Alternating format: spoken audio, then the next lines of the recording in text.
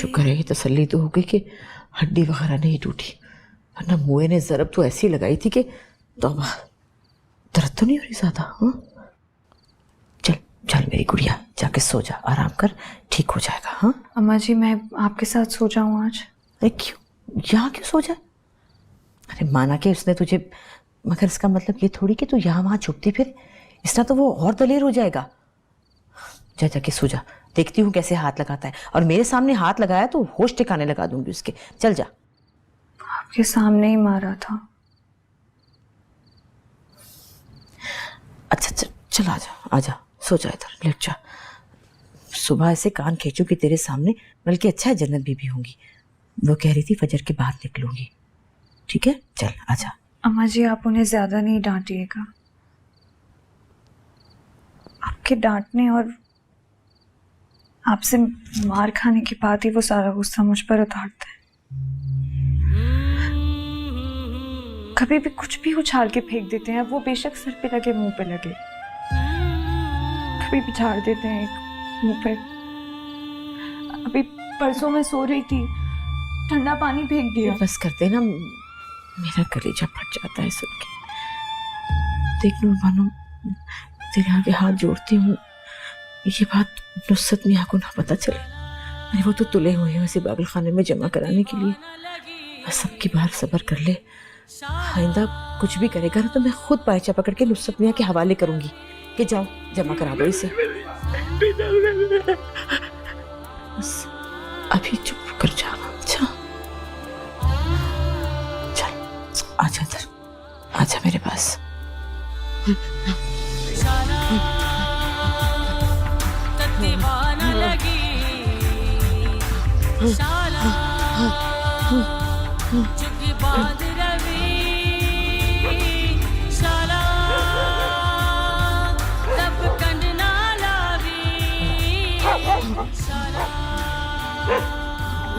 कुत्ते कुत्ते कुत्ते कहेंगे, कुत्ते कुत्ते कुत्ते कुत्ते कहेंगे, कुत्ते कुत्ते कुत्ते कहेंगे, कुत्ते। भोले भैया मैंने ना आपके लिए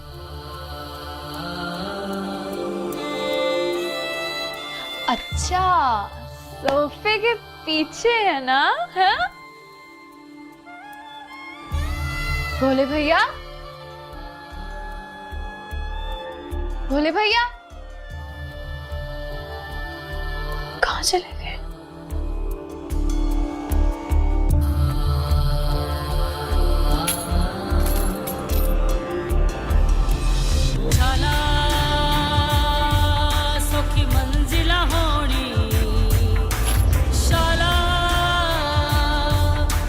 फख्र होनी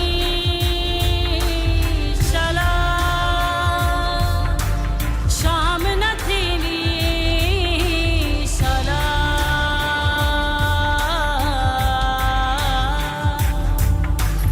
शाला सौखी मंजिला होनी शाला उच्च फख्र होनी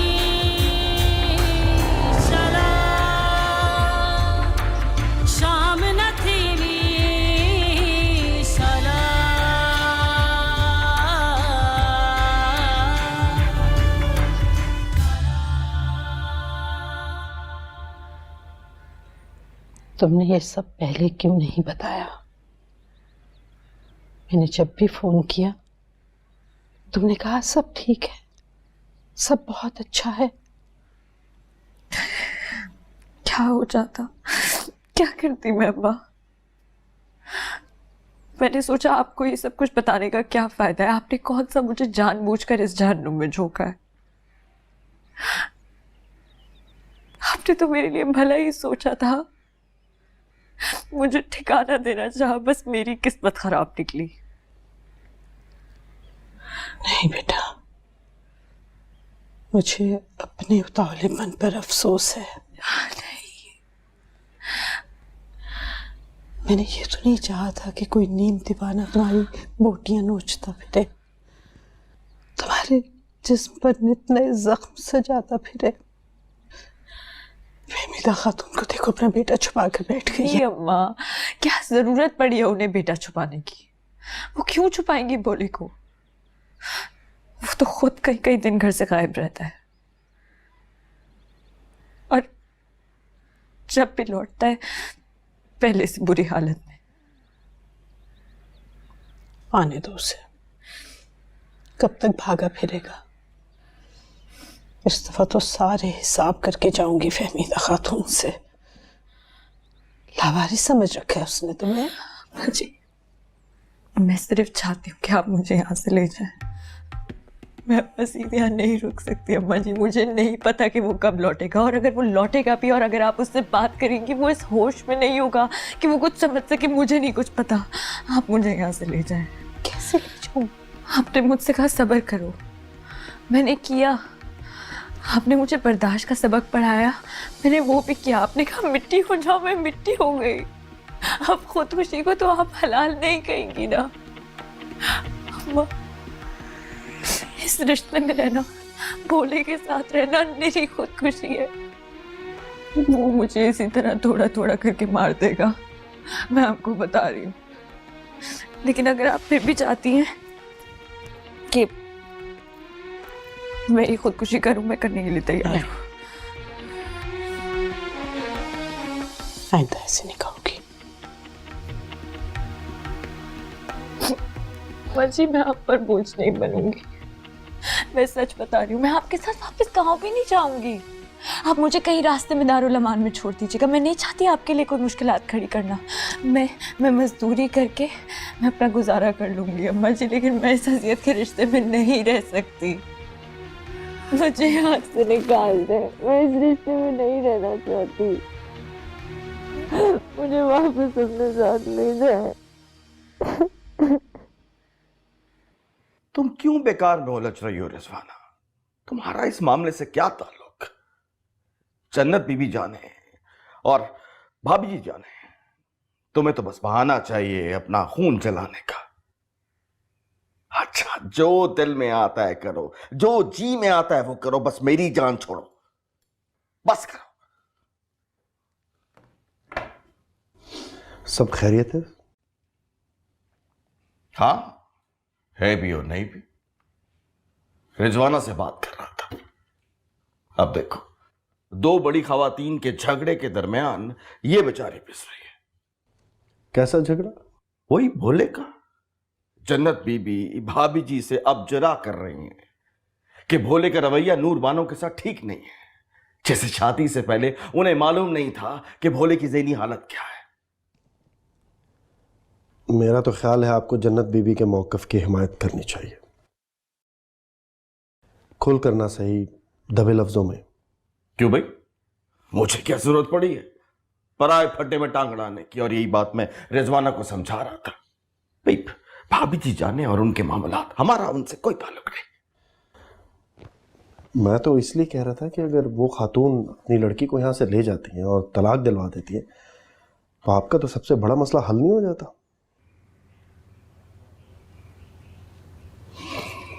अरे वाह, क्या जबरदस्त बात की है तुमने। बिल्कुल सही कह रहे हो तुम। और वैसे भी मुझे उस लड़की से हमेशा खौफ आता है। क्या बात है? ये फाइल जो आपने मंगवाई थी।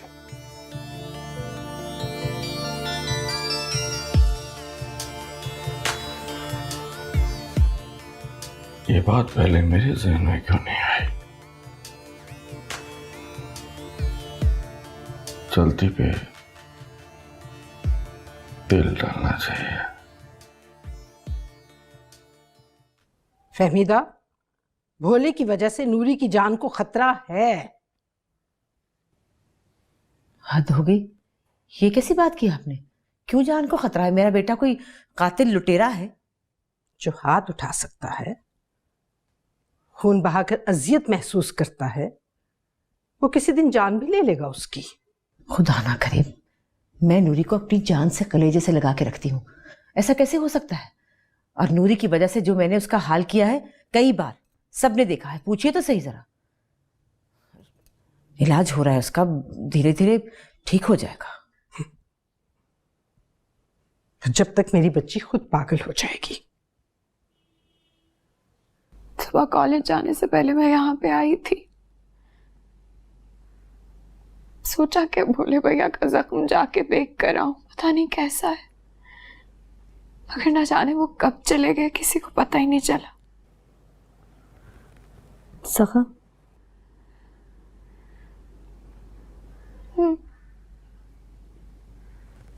आप तो सारी रात ताई जी के कमरे में थी।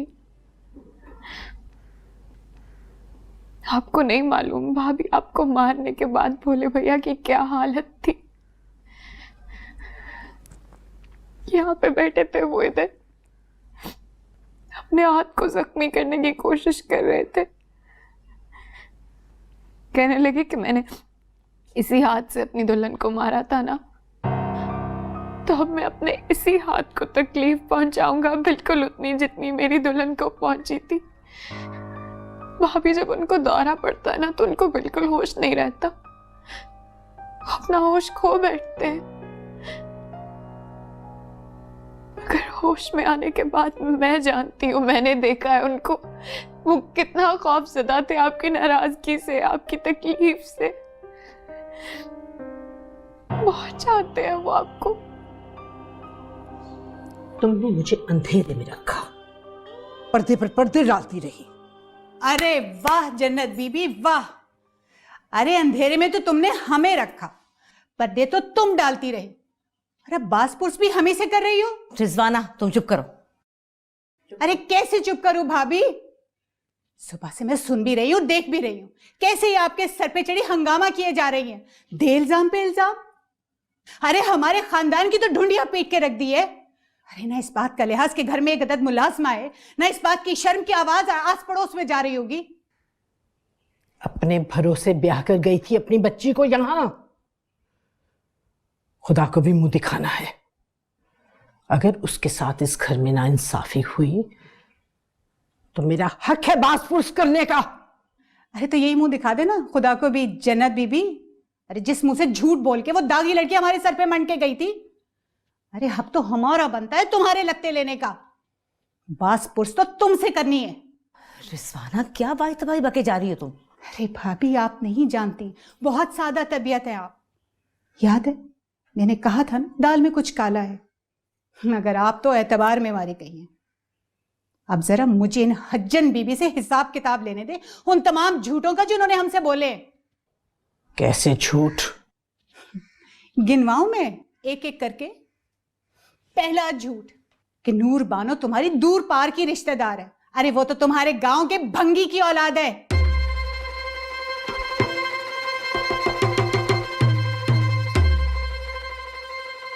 दूसरा झूठ ये कि यतीम और मिस्कीन है।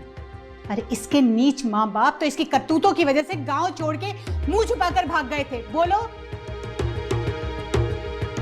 और ये बदजात लोगों के घर में झाड़ू पोछे का काम करती थी और उन्हीं के घर चोरी करके। चोरी नहीं की थी उसने,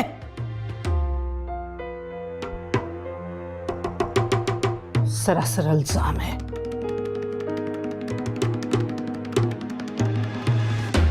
उन्होंने ये इल्जाम वापस ले लिया था।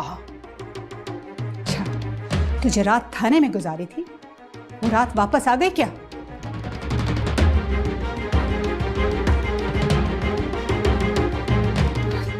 जन्नत भी पूछे इनसे भाभी, पूछे इनसे, क्या नूर बानो भंगी की औलाद नहीं है?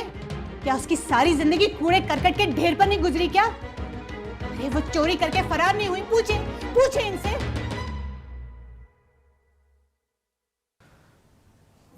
बोलो जन्नत भी, ये सच कह रही है क्या?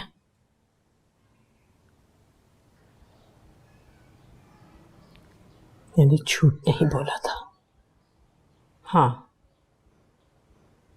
सच छुपाया था।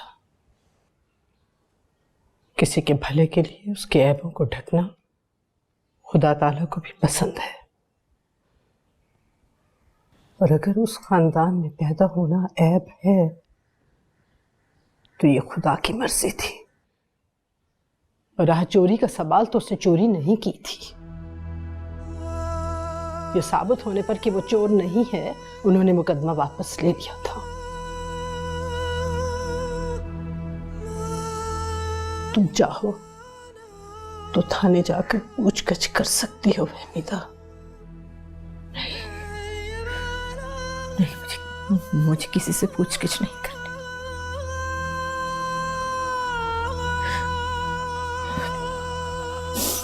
सब ये किस्सा यही खत्म कर दूंगी।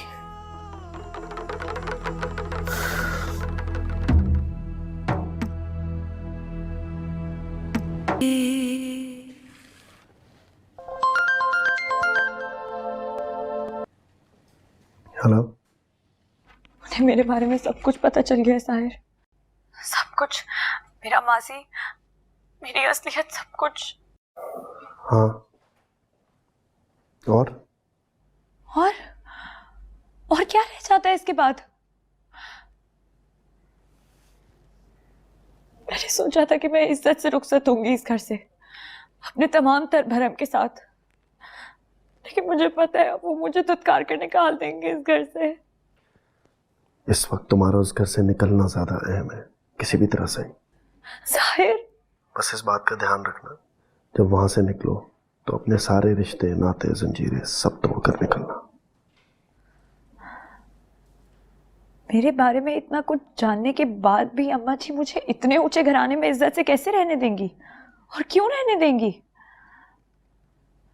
ठीक है, माना उनका बेटा दिमागी तौर पर कमजोर है, दौरे पड़ते हैं उसे, कोई भी इस जहान में उसे अपनी लड़की का रिश्ता ना दे,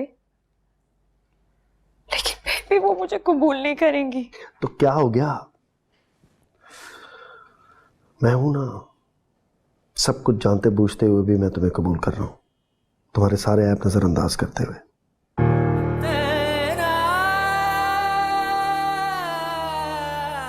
ऐब? यानी तुम्हें भी लगता है कि झोपड़ी में पैदा होना मेरा ऐब है? तुम्हारी खातिर मैंने एक रात थाने में गुजारी, उसकी वजह से मैं दागदार हो गई हूं तुम्हारे लिए। मैं अपनी नजर से नहीं, दुनिया की नजर से बात कर रहा हूं। अब जो है सो है, इस असलियत को तुम बदल तो नहीं सकती ना। मैंने इस हकीकत को तस्लीम जरूर किया है, लेकिन फिर भी मैं तुम्हें चाहता हूं और चाहता रहूंगा, ठीक है?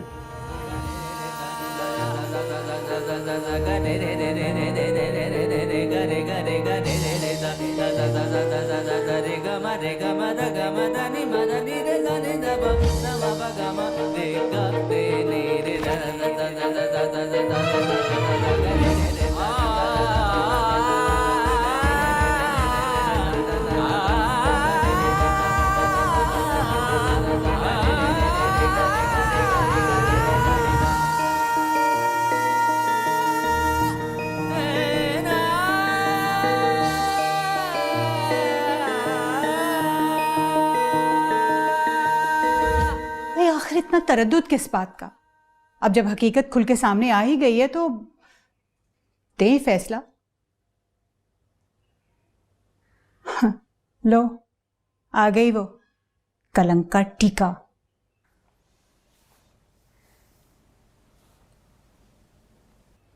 भाभी, मैं बता रही हूं, अभी भी ज्यादा देर नहीं हुई है। पोंछ डाले खानदान के माथे से ये। रिजवाना,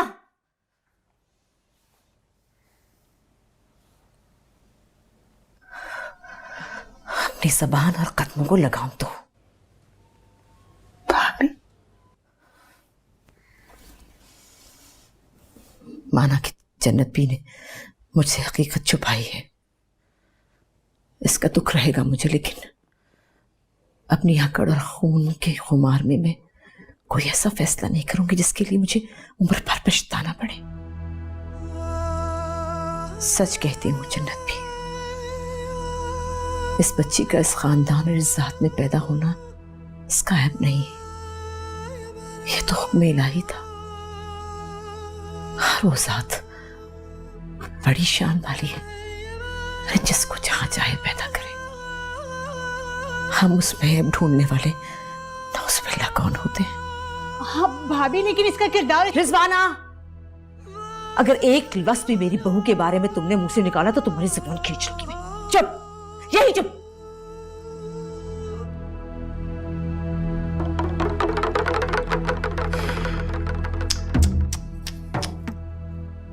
भाभी, बेटी की मोह ने सब कुछ भुला दिया।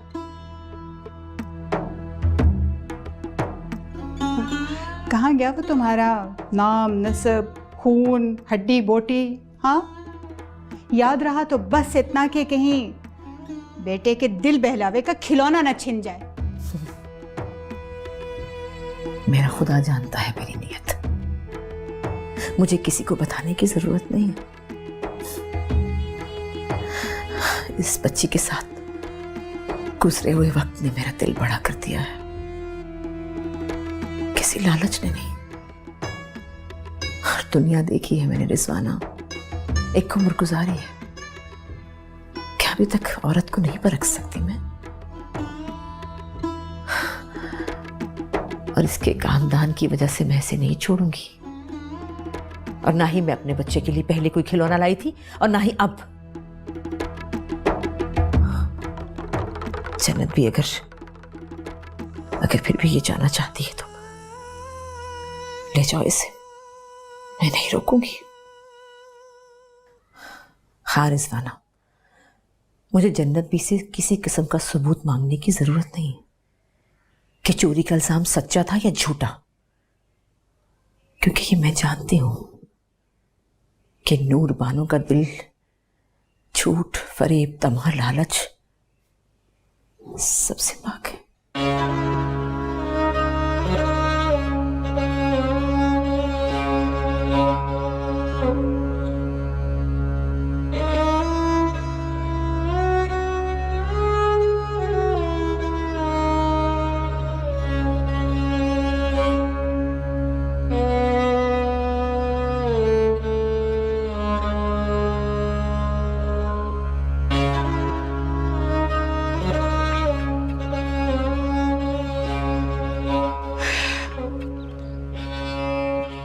आई बीबी जी, वो साहब ये ना मजदूरों से छत से सामान उठवा रहे हैं, चाय देने गई थी, अभी लाती हूँ आपकी दवाई। आय अल्लाह।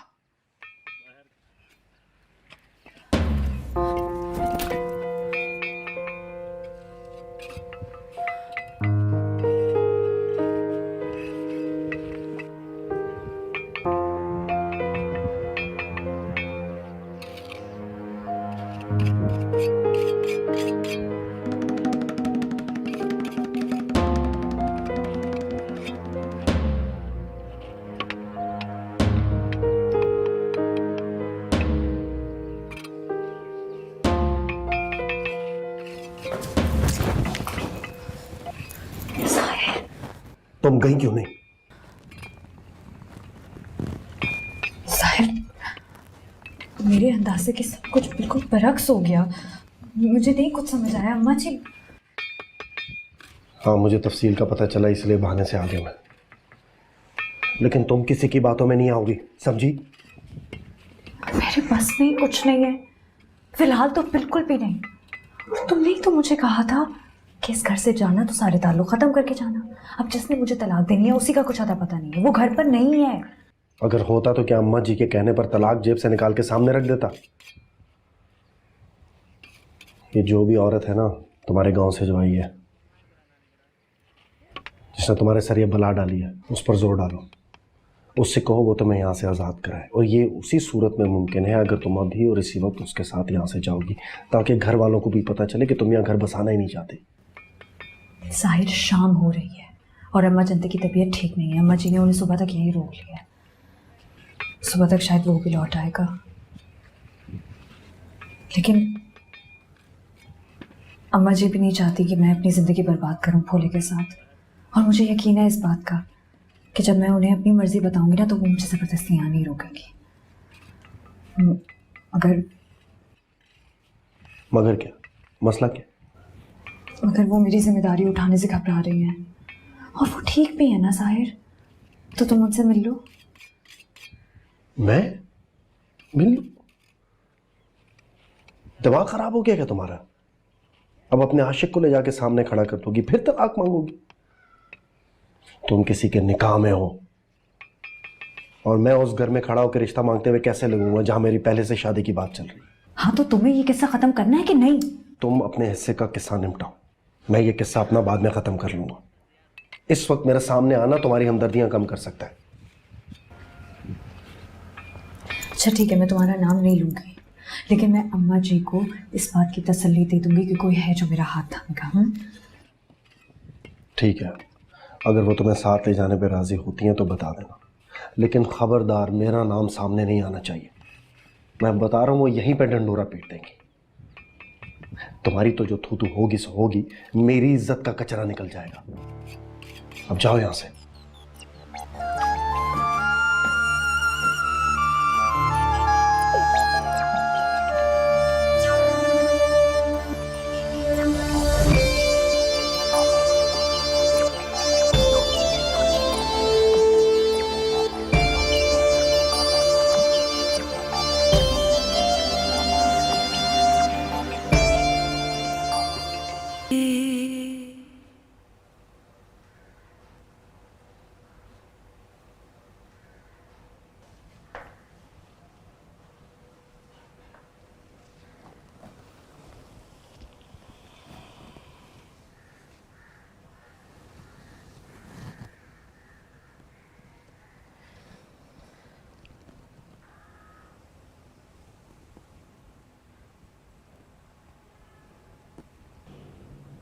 कहा सुना माफ करना फहमीदा,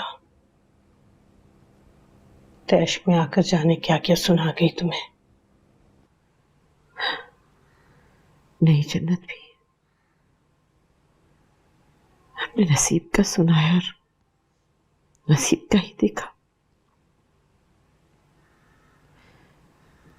बरसों से मन्नत मान रखी थी कि खुदा औलाद दे दे,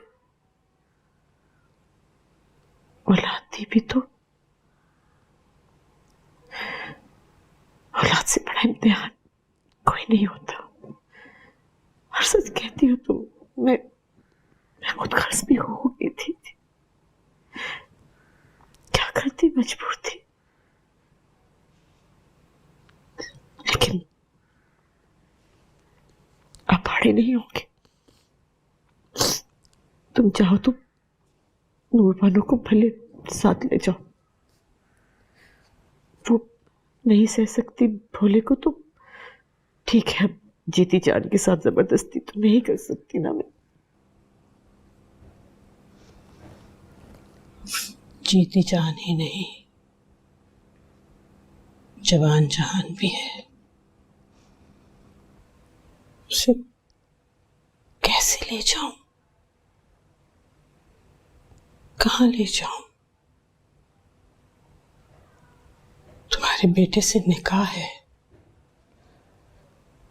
उसे अपने हकूक व फराइज का होश हो ना हो। अगर दुनिया की नजर में ब्याहता औरत की इज्जत तो है ना, अपने साथ ले गई तो तिनके से भी हल्की हो जाएगी। समझ नहीं आता क्या करूं। समझ तो मेरी बीमारी गई है, क्या करूं मैं? इस भोले के साथ क्या करूं?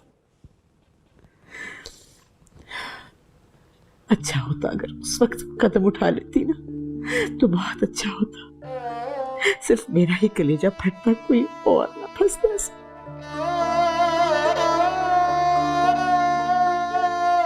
कौन सा कदम? कुछ नहीं, बस छोड़ो जन्नत भी, क्या पुरानी बातें याद करनी। उस वक्त हौसला ना हुआ तो तब पछताने का क्या फायदा। जाने दो।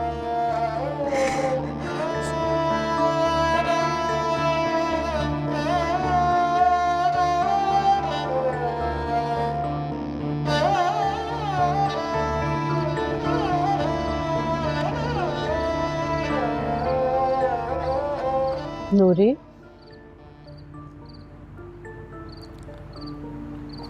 तड़के चलने का इरादा है मेरा। क्या फैसला किया तुमने? साथ चलोगी? मैंने क्या फैसला करना है अम्मा जी? फैसला आपने करना है, आप मुझे रखेंगे या नहीं।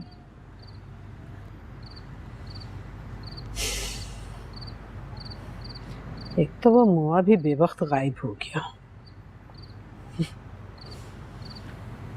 लेकिन होता भी तो कोई इसका क्या कर लेता। मुझे कुछ सुझाई नहीं दे रहा, मैं क्या करूं? वहां तुम महफूज नहीं थी, तुम्हें नाम और मकाम देने के लिए यहाँ बांधा। यहाँ एक नीम पागल के साथ रहना भी तुम्हारे लिए खतरा बन रहा है।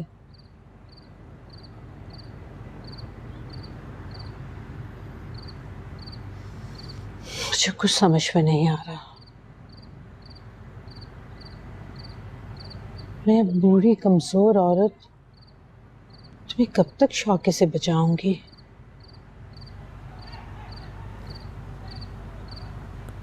एक तीसरा रास्ता है। हाँ बेटा, ये बात न करना।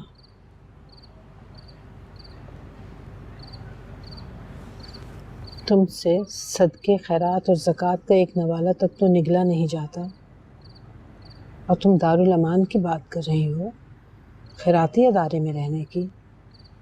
माँ बेटा, तुम तो हमेशा गैरत की भूखी रही, इज्जत की, मान की, वकार की, और देखो वो इज्जत तुम्हें फहमीदा ने दी। सब कुछ जानने के बावजूद उसने रिजवाना की बात झुटलाकर ये साबित कर दिया कि उसे तुम्हारे किरदार पर एतमाद है। उसका मुंह बंद कर दिया कि इस घर की बहू की तरफ की उंगली उठाने की भी जुर्रत ना करे।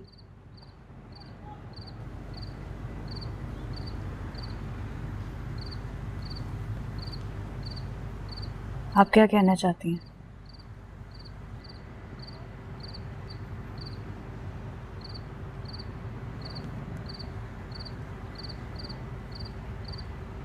बेटा, हर फूल के साथ कांटे होते हैं। इज्जत बहुत मुश्किल से कमाई जाती है। तुमने वो इज्जत कमा ली।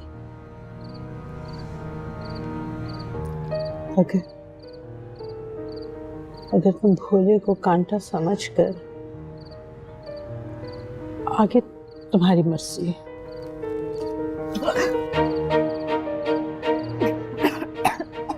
नूरी, क्या हुआ बेटा?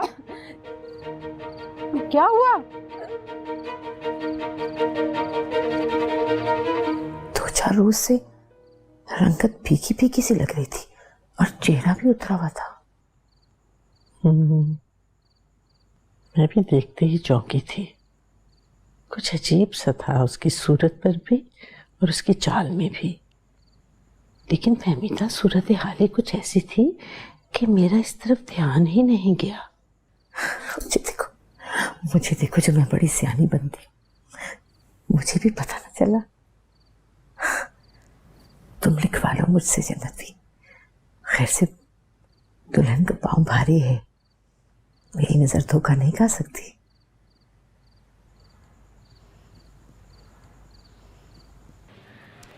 सुने तो सही नुसरत, नुसरत बात तो सुने मेरी। क्या हो गया आपको? क्या सुनूं तुम्हारी बात? तुम्हें मैंने मना किया था कि दूर रहो इस मामले से, लेकिन नहीं, तुम बाज ना आए। करार आ गया तुम्हारे दिल को। मुझे क्या पता था कि भाभी बेगम इतनी बड़ी बात इतनी आसानी से ठंडे पेट पी जाएंगी।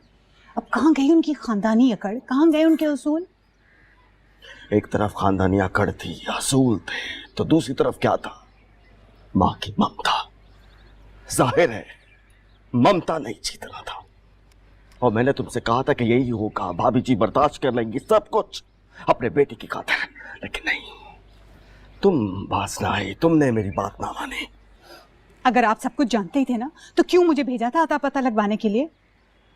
और अगर हमने मुंह सी कर ही रहना था, और अगर भाभी ने सब कुछ जान कर भी नाक मुंह तक चढ़ाना गवारा नहीं करना था, तो फिर हमारी बला से वो चोर नहीं होती, भंगन होती, फकीर नहीं होती।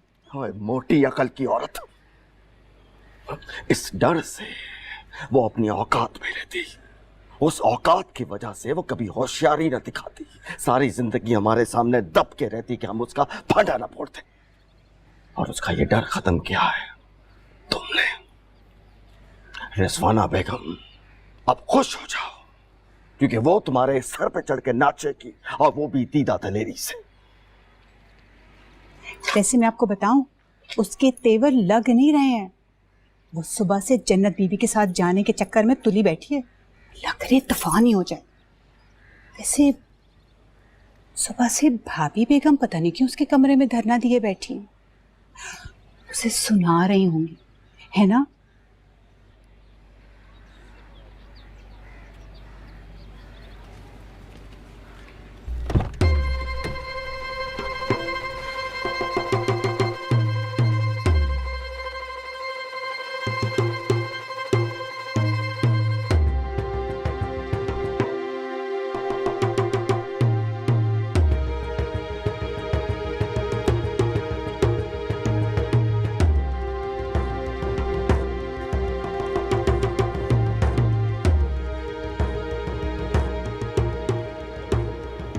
जी आपको बहुत मुबारक हो, आपकी सारी रिपोर्ट्स पॉजिटिव आई हैं।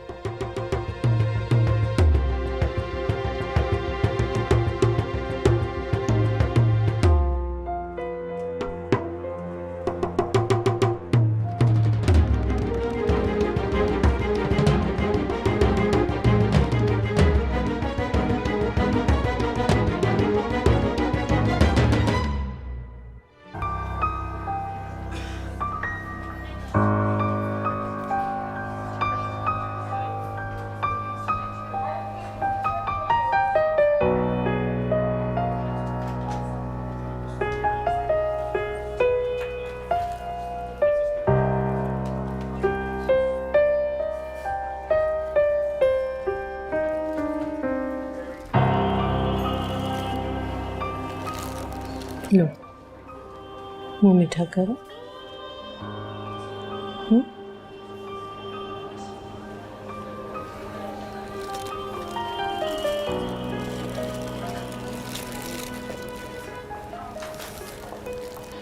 ये मेरी तरफ से फहमीदा को दे देना। मेरी तो बेटा बस इतनी सी औकात है।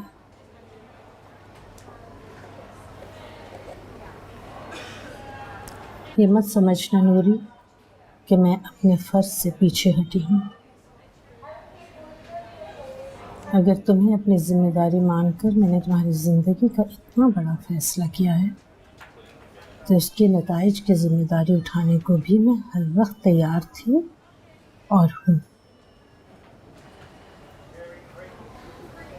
लेकिन तुम्हारे और मेरे फैसले से पहले खुदा ने अपना फैसला सुना दिया।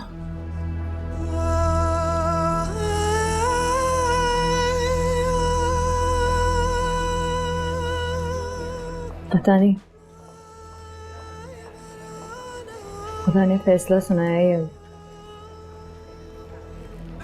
सजा दी है। नहीं बेटा, कैसी सजा? तुमने कौन सा इतना बड़ा गुनाह किया है जो तुम्हें सजा मिलेगी? क्या पता किया हो। बेटा तुमने सब्र किया, खिदमत की, बेलौस खिदमत, उसका अजर मिलता है बेटा, सज़ा नहीं। और तुम्हें इसका अजर मिला। देखो कैसे फहमीदा ने तुम्हारे किरदार की गवाही देकर तुम्हें मोतबर बना दिया, और अल्लाह ताला ने बिन मांगे तुम्हें माँ के रुतबे पर फाइज कर दिया। क्या माँ बनने वाली है? हाँ, तो देख अल्लाह ने कितना करम किया मुझ पे। मुझे समझ नहीं आ रही कि अपनी खुशी को कैसे संभालूंगी। मगर भाभी वो तो भोला ए अल्लाह, ये भोला निगोड़ा आ जाए तो देखना, बच्चे का सुनते ही कैसे तीर की तरह सीधा हो जाएगा। हाय।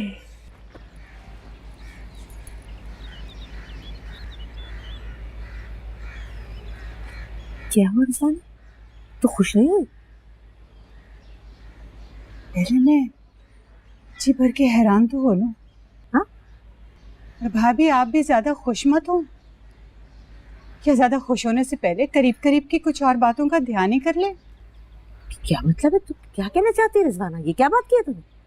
अरे मैं तो सोची थी तुझे बताऊंगी तो खुश हो जाएगी, मुझे गले लगाएगी, हम दोनों बैठकर अपना दिल ठंडा करेंगे।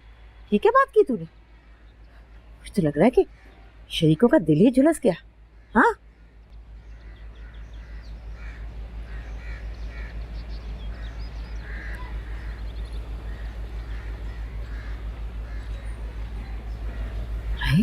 इसे क्या तकलीफ हुई? भाड़ में जाए। या अल्लाह तेरा शुक्र है। अरे मेरे आंगन में फूल खिलेगा, अरे मेरे भोले का नन्ना आएगा। अल्लाह,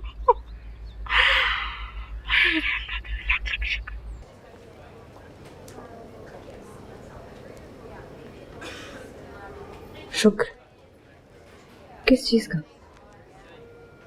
अधूरेपन का? कैसा अधूरापन बेटा? माँ बनना तो औरत की तकमील है। नहीं अम्मा जी, माँ बनना औरत की तकमील नहीं होती। मैं तो कहीं भी पूरी नहीं पढ़ पाई, कहीं नहीं। जहाँ दिल खींचता है वहाँ एतबार नहीं, और जहाँ एतबार है वहाँ प्यार नहीं है। इस दुनिया में सब कुछ नहीं मिलता बेटा, किसी को तो कुछ भी नहीं मिलता। तुम्हें तो वो सब कुछ मिला जिसकी तुमने चाह की, इज्जत, मकाम, नाम, रुतबा और एक ब्याहता औरत का रुतबा।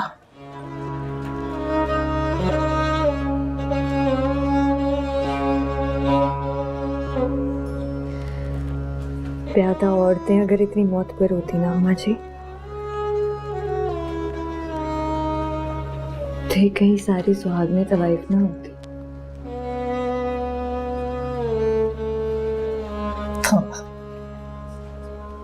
बेटा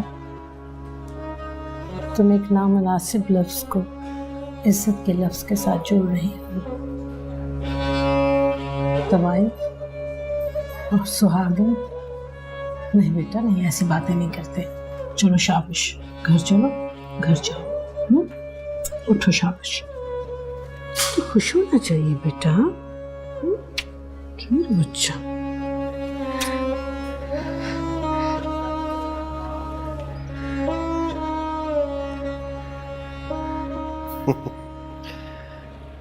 भोला इतना भोला भी नहीं है जितना मैं समझ रहा था। यही खबर सुनाने आई हो या कुछ और भी बात है? हाँ, एक सवाल है। कैसा सवाल? तुम मुझे इस बच्चे के साथ कबूल करोगे?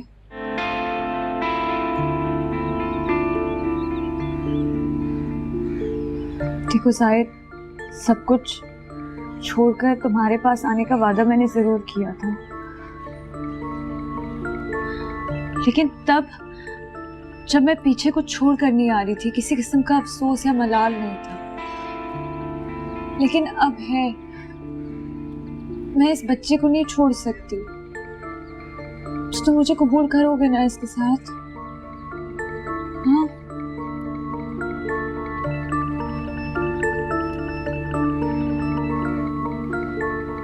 हाँ, करूंगा। इस बच्चे को भी और वो सब भी जो इस बच्चे के साथ आ रहा है। इस बच्चे के क्या क्या मतलब क्या? भाई देखो ना, असल में तो इस जायदाद का वारिस तुम्हारा मजाजी खुदा है, लेकिन उसकी जो हालत है उसका होना ना होना बराबर है। अब ऐसे में ये बच्चा जो कहानी में ट्विस्ट की तरह आया है, ये है असली वारिस। और उसके बाप की जहनी माजूरी की वजह से उस बच्चे का असली वारिस हुआ कौन? तो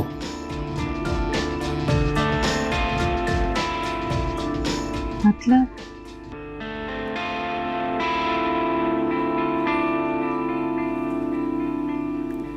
इतनी भोली तो नहीं हो तुम नूर।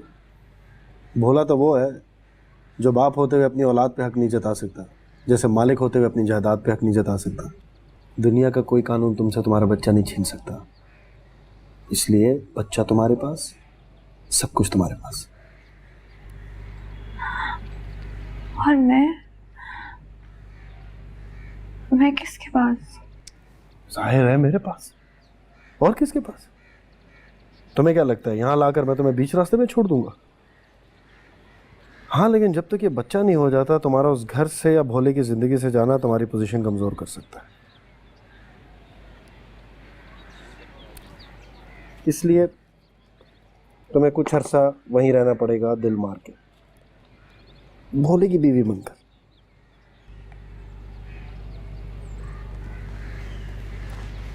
और तुम्हें कोमल का शौहर बनकर। जरूरत पड़ी तो। देखो, मैं 1-1.5 साल तक उन्हें नहीं टाल सकता, और अगर साफ इनकार कर दिया तो मेरा तुमसे और उस घर से सारा रास्ता टूट जाएगा। तो मैं तुम्हारी मदद कैसे करूंगा? कैसी मदद? तुम्हारे चाचा जान भोले की जान के दुश्मन है, तुम्हारे बच्चे को कैसे बख्शेंगे? और जो उन्होंने भोले के साथ किया वो तुम्हारे बच्चे के साथ नहीं कर सकते। नहीं, मैं अपने बच्चे को कुछ नहीं होने दूंगी साहिर। मैं अपने बच्चे पर एक आंच भी नहीं आने दूंगी। साहिर, बस बहुत हो गया है, बहुत हो गया। मुझे यहाँ से ले जाओ कहीं, कहीं बहुत दूर, जहाँ सिर्फ मैं और तुम हो और इस बच्चे को नुकसान पहुंचाने वाला कोई ना हो। मुझे सिर्फ इस बच्चे की सलामती चाहिए और कुछ नहीं चाहिए मुझे साहिर। मगर मुझे चाहिए, हाँ मुझे चाहिए। मैं किस हिसाब में सारी उम्र तुम्हें और तुम्हारी औलाद को ढोता फिरूंगा? भाई, अगर थोड़े इंतजार से फायदा हो रहा है तो मसला क्या? और मैं तुमसे कह चुका हूं ना, तुम्हें डरने की जरूरत नहीं है। मेरे होते हुए तुम्हारे बच्चे को कोई नुकसान नहीं पहुंचा सकता, वो भी नहीं।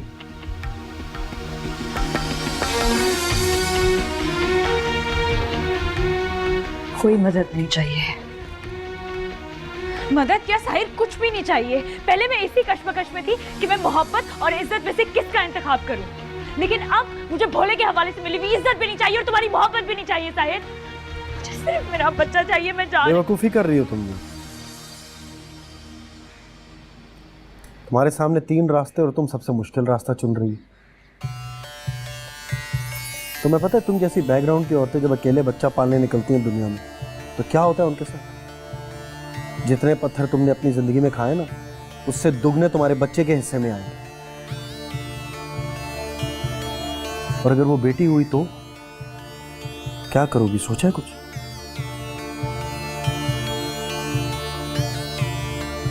अब दूसरे रास्ते पर आते हैं। अगर तुम उस घर में भोले की बीवी बनकर उसके बच्चे पालने का सोच रही हो, तो नुसरत ये होने नहीं देगा, ये भी तुम अच्छी तरह जानती हो।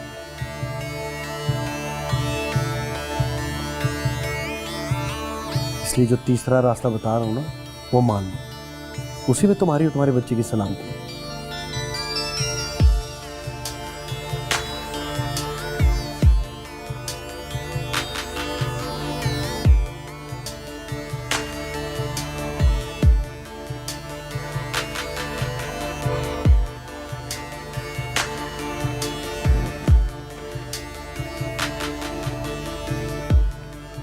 क्या करना होगा?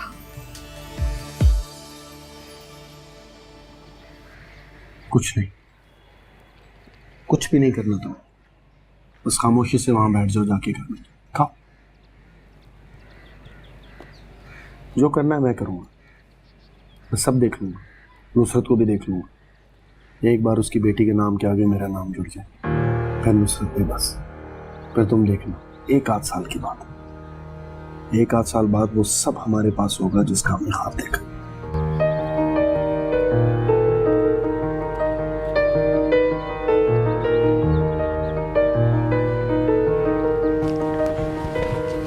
अम्मी, एक बात तो बताएं, ये शकूरन पूरे मोहल्ले में लड्डू क्यों बांटती फिर रही है?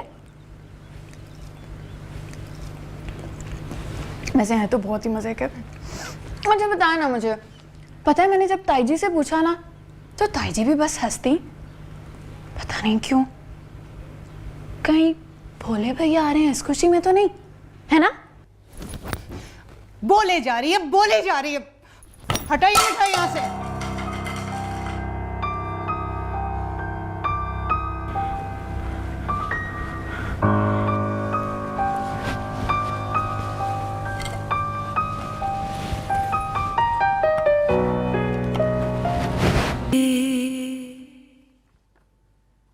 भाभी, भाभी, मैं पप्पा बनने वाली, मुझे तो यकीन ही नहीं आ रहा।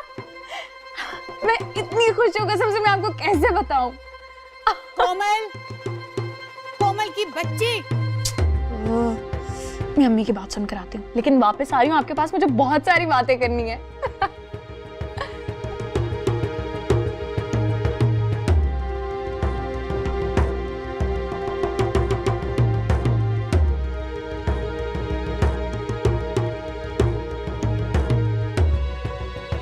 मगर अम्मी, मैं तो भाभी।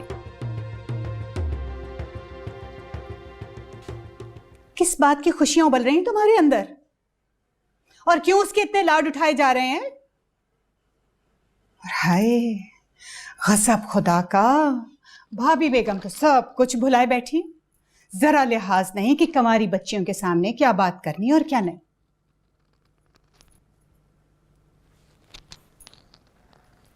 तुम्हें थोड़ी सी शर्मो हया कर लो। हर वक्त उनके घुटने से चिपके बैठी रहती हो, हर भली बुरी बात सुनने के लिए। लेकिन अम्मी, ये तो खुशी की बात है ना, तो फिर भली बुरी बात क्यों? बहुत खुलती जा रही हो तुम।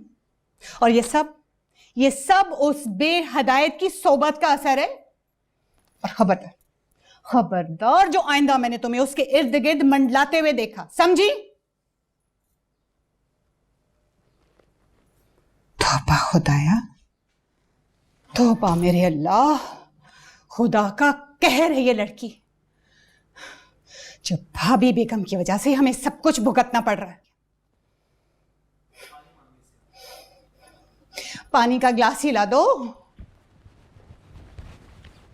जो जरा सा भी ख्याल रह गया होगा माँ का। उर्बानो, ये थोड़ा सा पी ले, थोड़ा सा पी ले, चेहरे पर रौनक आ जाएगी ना। अरे मुझे पता है तू भोले के बारे में सोच रही है, तू उसके लिए परेशान है। अरे आ जाएगा वो, तू फिक्र ना कर। और अब क्या आने दे जरा, इसकी मजाल है जो टेढ़ी आंख से देखे तुझे। तू अपना दिल भारी ना कर, मैं झील की तरह तेरी हिफाजत करूंगी। और जो वो उल्टा हुआ ना तो झपट लूंगी, होश ठिकाने लगा दूंगी इसके। मगर वो आए तो सही है। अब तो मेरा दिल भी हौले जा रहा है। बदनसीब खाली हाथ निकला घर से। मुझे तो कभी कोई खुशी पूरी ना मिली। औलाद के आने की खुशी भी औलाद की दूरी के गम तले दबी हुई है। वो ठीक होगा, आ जाएगा रात तक। अच्छा तू परेशान ना हो, अब आएगा ना तो कोई तकलीफ नहीं देने दूंगी तुझे। मैं वादा करती हूँ तुझे कोई तकलीफ नहीं होगी। और रिजवाना की बातों को दिल पे ना लिया कर। इधर से सुन उधर से निकालती। ज्यादा बात करेगी तो उसकी भी मिट्टी झाड़ दूंगी। क्या समझती है वो? मेरी बहू को कोई कुछ कह सकता है? चल बस उदास ना हो। देख तू उदास होगी ना तो तुझ पे और बच्चे की सेहत पे असर पड़ेगा। खुश खुश रहना। तुझसे तो बहारें हैं मेरे आंगन में सारी। तू ही तो मेरी वाहिद उम्मीद है। हाँ मुझे इतनी ऊंचाइयों पर ना बिठाएं अम्मा जी। ऊंचाई से गिरने से भी बहुत तकलीफ होती है और चोट भी गहरी लगती है। अल्लाह ना करे तू गिरे, खुदा ना करे। ऐसी बातें क्यों करती है? थोड़ा दूध पी ले ना गुड़िया, पी ले। चल शाबाश। शाबाश। हमेशा नहीं रोना, बस अब नहीं रोना। बैठे बिठाए एक नया आजाब नाज़िल हो गया। पहले जिंदगी भर वो भोला हलक की हड्डी बना रहा, उसके बाद वो लड़की, और अब ये खबर। समझ नहीं आ रहा क्या करूं।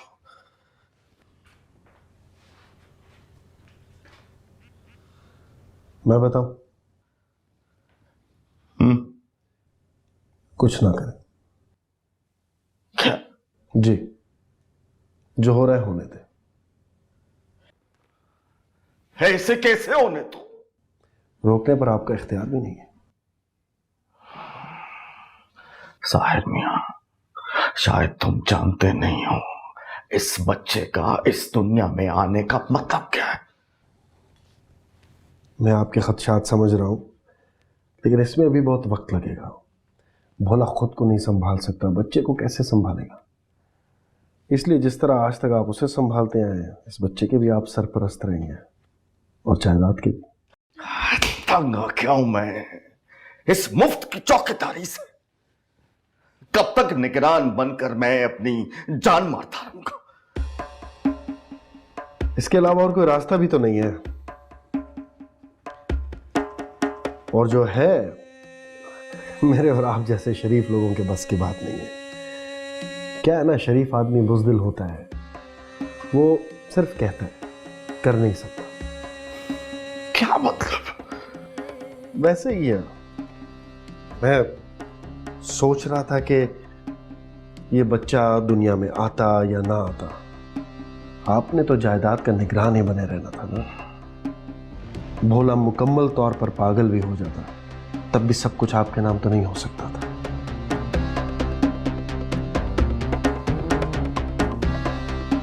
जब तक वो जिंदा है।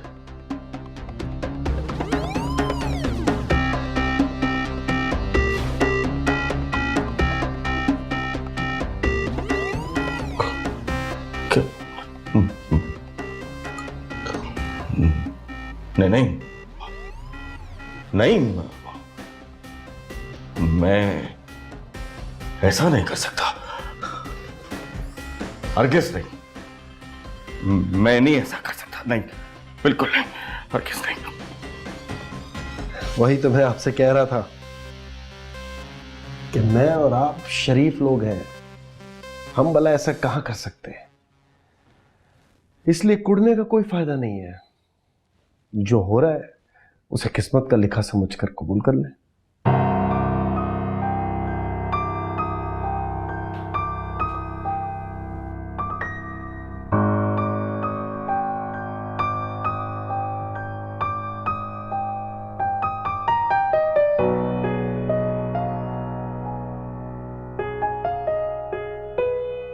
इस दुनिया में सबको सब कुछ नहीं मिलता बेटा, किसी को तो कुछ भी नहीं मिलता। तुम्हें तो वो सब कुछ मिला जिसकी तुमने चाह की, इज्जत, मकाम, नाम, रुतबा, और एक ब्याहता औरत का रुतबा। 1 आध साल की बात है, 1 आध साल बाद वो सब हमारे पास होगा जिसका हमने ख्वाब देखा। अब कहीं नहीं जाने की वो मनहूस। तुम तो चुप कर जाओ, पहले ही मेरा दिमाग घुमा हुआ है। बस मुझे चुप कराते रहिएगा, और अब देख लीजिए हाल। अरे जब भाभी बेगम आनन फानन ये रिश्ता जोड़ने जा रही थी, तब मैंने ही कहा था ना कि डट जाओ, ये शादी मत होने दे। बताएं, कहा था मैंने कि नहीं कहा था? कहा था, मान लिया कि तुमने कहा था, लेकिन इस वक्त चुप कर जाओ, खुदा का वास्ता चुप कर जाओ, ताने देना बंद करो। अरे अब मानने से क्या होगा? अरे रात चलती घर घुसी मालकिन बन बैठी ना। आपने तो कभी मेरी बात नहीं रखी। आपने मेरे मुंह से निकली हुई बात और उस बेकारन की झूठन को हमेशा एक बराबर समझा। माफ कर दो, गलती हो गई। मैं वादा करता हूं कि आज के बाद तुम्हारे कहे हुए हर लफ्ज को सोने के कलम से लिखकर महफूज कर लूंगा, लेकिन इस वक्त चुप कर जाओ ताकि मैं कुछ सोच सकूं। चुप करो। अरे अब सोचने से क्या हासिल होगा कोमल के अब्बा? अब तो सारी उम्र भाभी बेगम के बाद उस भंगन की अतात में गुजारने के लिए या तो कलेजा बड़ा कर लो या अब भी मेरी बात मान ले, अब भी यहां से चले जाए। खुदारा, मैं अपनी जिंदगी के 4 दिन तो किसी ऐसी छत के नीचे गुजार लूं जो जो मेरी हो। इतने साल जो मैंने इंतजार किया है, इसलिए नहीं कि मैं इतनी आसानी से खाली हाथ इस हवेली से निकल जाऊं। निकलना तो पड़ेगा, लेकिन मुझे नहीं, उस लड़की को। अब वो ना निकली, अब तो वो वारिस पैदा करने वाली है। अब तो भाभी बेगम उसके साय से भी अलग ना होने देंगी कभी। और अब उसे निकाल भी कौन सकता है? जब तक भोला है वो है। अरे वो भोला कमबख्त, उसका दीवाना, जोरों का गुलाम। अरे जरा होश होती तो फिर भी थोड़ी आस थी कि चलो किसी दूसरी के चक्कर में इसे छोड़ देगा, मगर ना भाई, ना भोला उसे छोड़ेगा और ना वो हमें।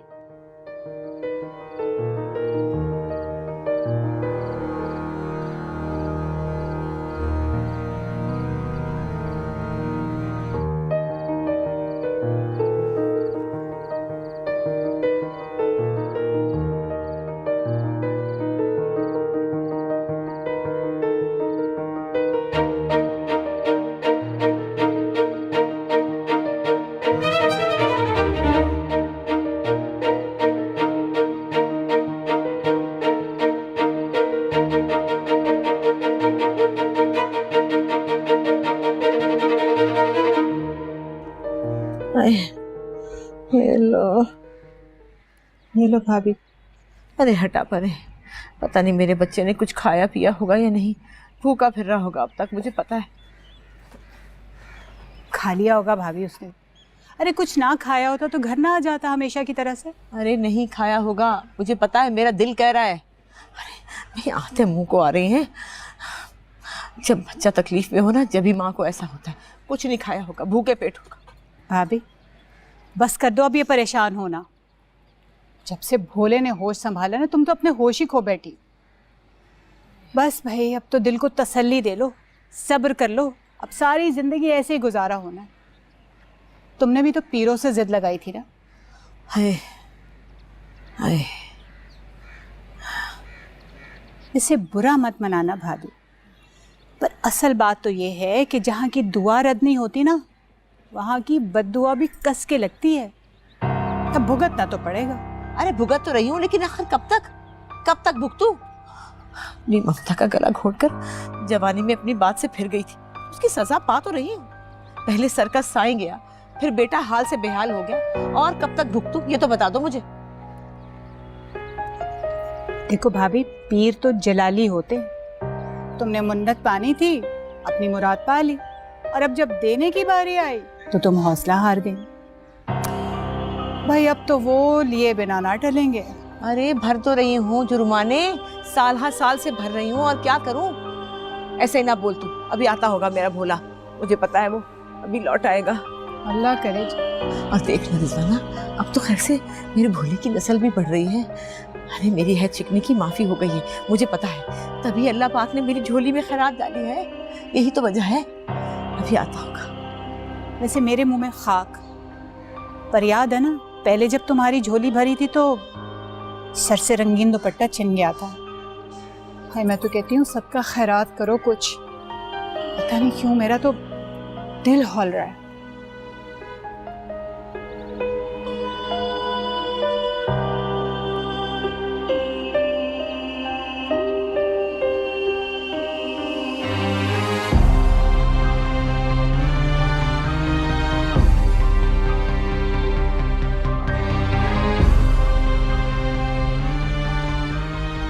कितनी बार तुझे कहा है कि मुझे अपने गंदे हाथ नहीं लगाया कर, परे कर। गंदे गंदे थोड़ी है, अब तो धोता हूँ, यूं मल मल के तो साफ है। जो खलीज है तू, इतनी घिन आती है तुझसे, इंसान का दिल करते उल्टी कर दे।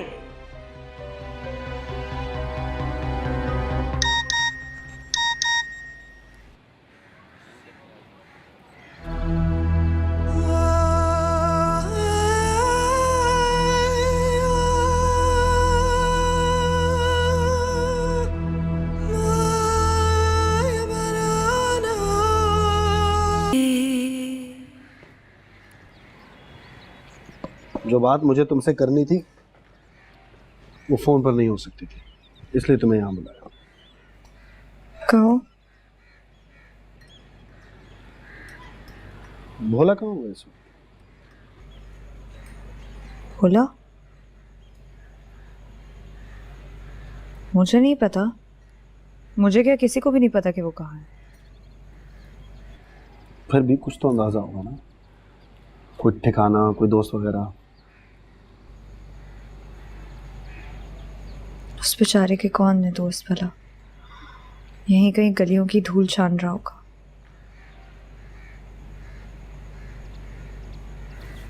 लेकिन तुम्हें उसकी अचानक इतनी फिक्र क्यों हो गई है? मुझे नहीं है, उसके चाचा को। मैं तो बस एक बुजुर्ग आदमी का काम आसान कर रहा हूँ। काम आसान? क्या मतलब है? क्या करने वाले हो तुम लोग? और कितना बेड़ा गर्क करना है उसकी दिमागी हालत का? बेचारे को पागल खाने भेजना है क्या? बहुत फ्रस्ट्रेटेड हो गया है नुसरत चाचा, कहीं और पहुंचाना चाहता है उसे, शायद अगले जहां।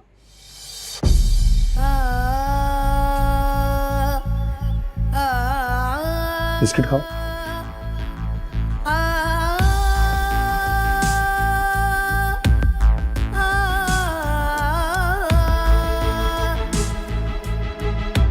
याद है ना, पहले जब तुम्हारी झोली भरी थी तो सर से रंगीन दुपट्टा छिन गया था। है, मैं तो कहती हूँ सबका खैरात करो कुछ। पता नहीं क्यों मेरा तो दिल हौल रहा है। मेरे भोले को कुछ नहीं होगा, कुछ नहीं होगा। बकवास करती है, बकवास करती है। मेरे भोले को कुछ नहीं होगा।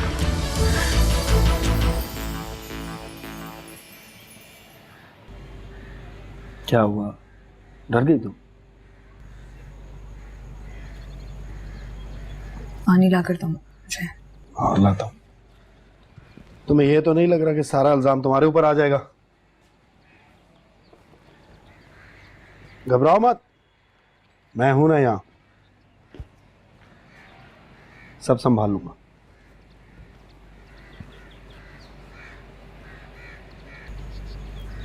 अब तुम दोनों क्या करना चाहते हो? हम दोनों नहीं, सिर्फ उसमें इतनी हिम्मत नहीं है कि वो कुछ कर सके। अगर उसने करना ही होता ना तो बहुत सालों पहले कर चुका होता। यकीनन तुमने कोई ना कोई तरकीब उसके दिमाग में डाली है। नूर, मैंने तुम्हें बताया था ना, शरीफ आदमी बुज़दिल होता है। बस मैंने उसकी बुज़दिली खत्म कर दी, ये कहकर कि अगर अभी हिम्मत नहीं दिखाएगा तो सब कुछ खो देगा।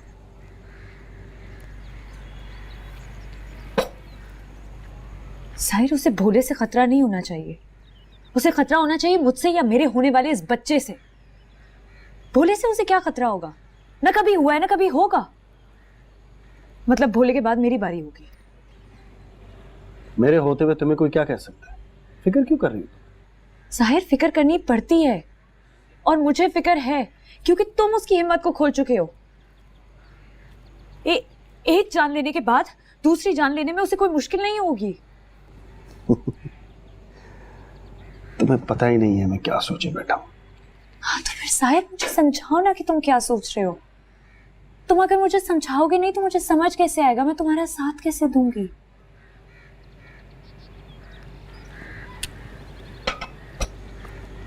तो सुनो, भोले से अलहदगी या तलाक की सूरत में उस जायदाद का वारिस तो बच्चा ही रहेगा, लेकिन यह खतरा नहीं टल सकता कि वो बच्चा तुमसे छीनने की कोशिश की जाए। हाँ, लेकिन भोले के मरने की सूरत में तुम आराम और इज्जत से उसकी जगह ले सकती हो, समझी? और जहां तक बात नुसरत चाचा की है, तो किसी इंसान का कत्ल करना बहुत बड़ा गुनाह है। तुम्हें क्या लगता है मैं ऐसे आदमी को छोड़ दूंगा जिसने अपने भतीजे को पहले दिमागी मरीज बनाया और उसके बाद जायदाद के लिए उसकी जान ले ली? ऐसे आदमी को तो फौरन पुलिस के हवाले कर देना चाहिए, वो भी सारे सबूतों के साथ।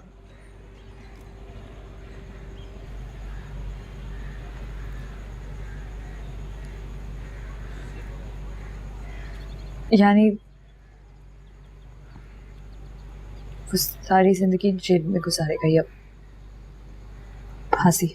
हाँ, और सोचो दो बेसहारा और मजलूम औरतों को संभालने का कितना सवाब मिलेगा मुझे। एक वो जिसने अपना बेटा खोया है और एक वो जिसने अपना शौहर खोया। और रहा सवाल तुम्हारे बच्चे का, तो नूरी वो सारी उम्र तुम्हारे साथ रहेगा। हम दोनों मिलकर पालेंगे उसे उसी हवेली में, शान से, इज्जत से, ऐश के साथ।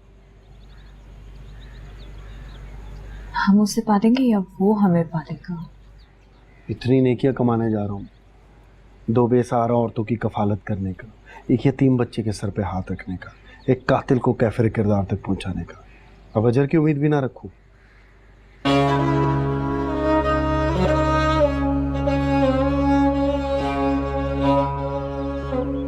नूर, इंतजार का वक्त अब खत्म हो गया है, मंजिल बहुत करीब है।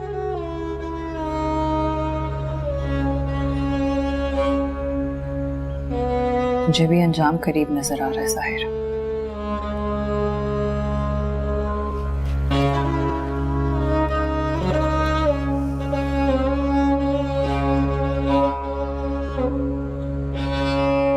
साहिर, यूं ही मेरे दिमाग में ख्याल सा आया। बोलो। वो जिस दुकान पर तुम काम करते थे और वहां डकैती हुई, तुम जेल चले गए, उसके बाद से ये सारी कहानी शुरू हो गई। वो इल्जाम नहीं था ना? वो डकैती तुमने की थी।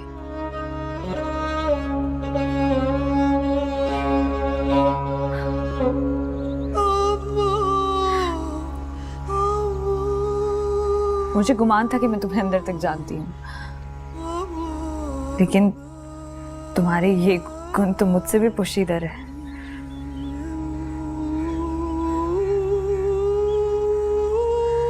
खैर, मैं चलती हूँ, देर हो गई है बहुत।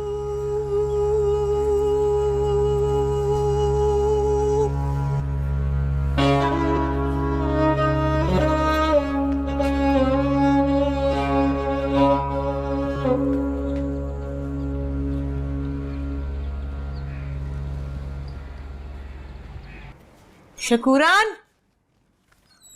जी बीबी जी। रिक्शा आ गया? हाँ, वो मोहल्ले के लड़के को मैं खड़ा करके आई हूँ दरवाजे पर कि कोई रिक्शा है तो रोक ले। वैसे बीबी जी, आप जा खा रही हैं? खरीदारी करने? हाँ, सौदा ही किया है, उसी की बात करने जाए। तो नुसरत साहब से कह के आप मोटर मंगवा लेती। नहीं नहीं, मुझे मोटर पे नहीं जाना। और सुनो, नुसरत और रिजवाना पूछे तो कुछ कहने की जरूरत नहीं है, बल्कि रिजवाना ज्यादा बातें करे तो कह देना पड़ोस में गई। वो रिक्शा फटफटाने की आवाज आ रही है, लगता है रिक्शा आ गया है। हाँ, अच्छा ठीक है।